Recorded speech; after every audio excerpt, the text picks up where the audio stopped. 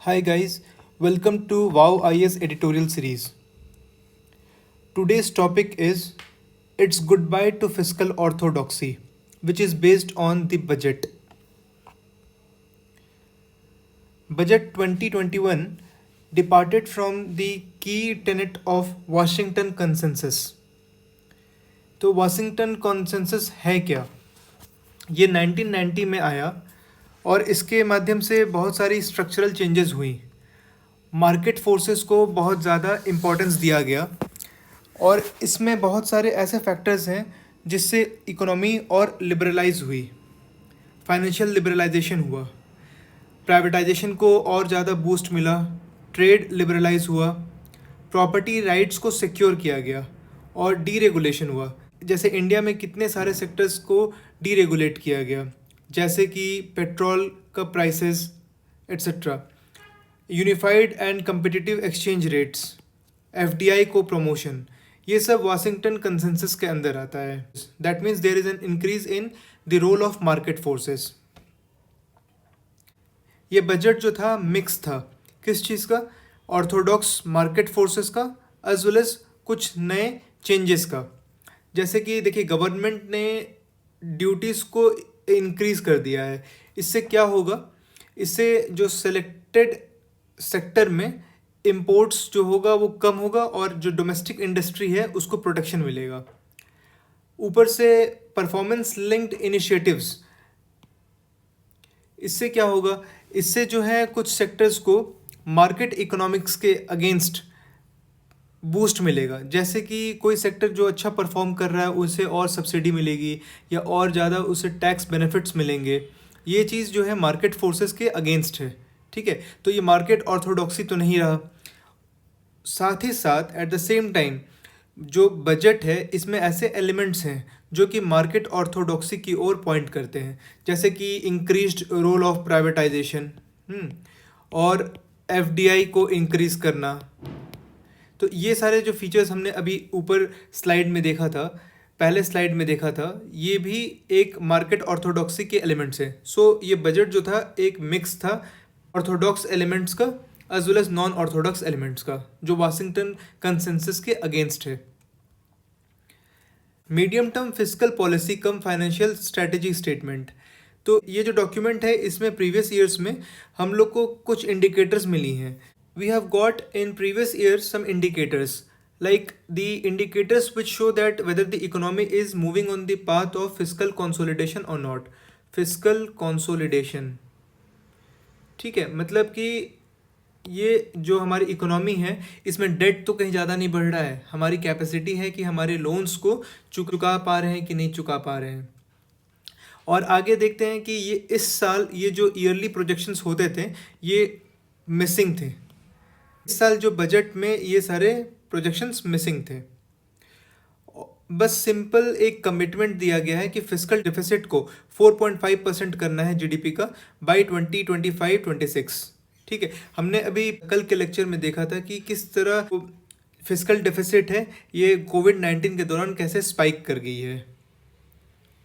Moving forward, Washington consensus तो market forces के बारे में कहता है, मार्केट ओरिएंटेड अप्रोच के बारे में कहता है, जो कि हमेशा हमारी पॉलिसी रही है। ठीक है, जहाँ मैक्रो इकोनॉमिक स्टेबिलिटी को हमेशा प्रेफरेंस देते हैं। बैलेंस किस चीज़ का? बैलेंस या तो आपका डिमांड हुआ और आउटपुट हुआ, डिमांड और आउटपुट। दूसरा बैलेंस हो रहा है बैलेंस ऑफ पेमेंट, बीओपी। और थर्ड है फिस्कल रेवेन्यू एंड एक्सपेंडिचर। अगर ये अभी तक हम लोग ऑस्टेरिटी मेजर्स अपना रहे थे कि डेट जो है सस्टेनेबल लेवल्स तक रहे, लेकिन ये कोविड के बाद, कोविड-19 पैंडमिक के बाद स्पेंड मोर का मंत्र अभी प्रेवलेंट है, जिस पे एक्सपेंशनरी फिस्कल पॉलिसी से ग्रोथ मिलेगा, इकोनॉमी की ग्रोथ होगी। बट एक बहुत बड़ा फियर है। फियर किस चीज़ का? कि रेटिंग एजेंसीज जो हैं जैसे मूडीज़ हो गए हैं, फिच हो गए, ये सब जो है इंडिया की सोवरेन रेटिंग को डाउनग्रेड करेगी। डाउनग्रेड होने से क्या होगा? इसके मार्केट सेंटिमेंट पे, इकोनॉमी पे बहुत ज़्यादा असर पड़ेगा। देखते हैं इनके थ्रेट्स एंड कंसर्न्स क्या हैं। देखिए, ये जो है पैंडमिक की वजह से फिस्कल डेफिसिट काफ़ी बढ़ गया है, जिसके कारण इन्फ्लेशन बढ़ रहा है। अब इसको घटाने के लिए क्या करना होगा? Sale of public assets. Sale of public assets में मतलब कि डिसइन्वेस्टमेंट। डिसइन्वेस्टमेंट जो स्ट्रैटेजिक डिसइन्वेस्टमेंट है, कल उसके बारे में हमने डिस्कस की थी। इससे इशू और ये आता है कि बहुत सारे एलिगेशंस हैं कि the government is selling off the public property, the public enterprises to industrial houses like Adani, Ambani. और सबसे बड़ी बात क्या है कि पब्लिक सेक्टर यूनियंस जो हैं एक पॉलिटिकल कंस्टिट्यूएंसी हैं, बहुत ही इंपॉर्टेंट पॉलिटिकल कंस्टिट्यूएंसी है जिसपे सरकार बनाने और बिगाड़ने की कैपेसिटी होती है। ठीक है, तो इसको भी बिना छेड़े किस तरीके से फिस्कल कंसोलिडेशन की ओर गवर्नमेंट बढ़ सकती है, ये बहुत बड़ा चैलेंज है। प्राइवेटाइजेशन का अपना कंसर्न्स है। देखिए एयर इंडिया का केस अगर आप ले रहे हैं, एयर इंडिया में क्या हुआ था कि 2018 में इसका सेल स्टार्ट हुआ था, but it is still dragging on.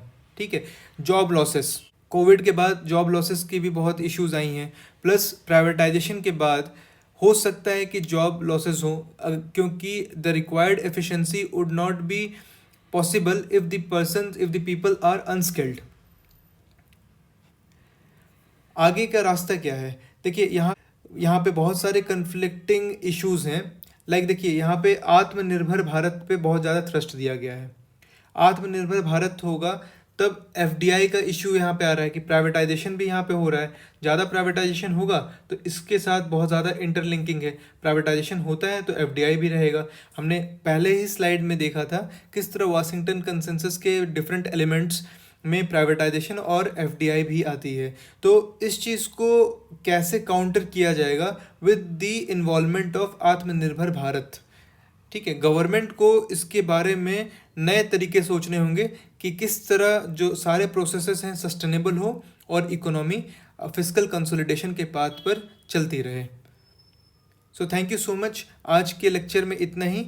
बहुत ही इंपॉर्टेंट स्टडी मटेरियल वाव आईएएस के चैनल में मिल रहा है, जहाँ पे विजन आईएएस के प्रीलिम्स के टेस्ट सीरीज़, मेंस के टेस्ट सीरीज़ वहाँ पे समराइज हो रहे हैं।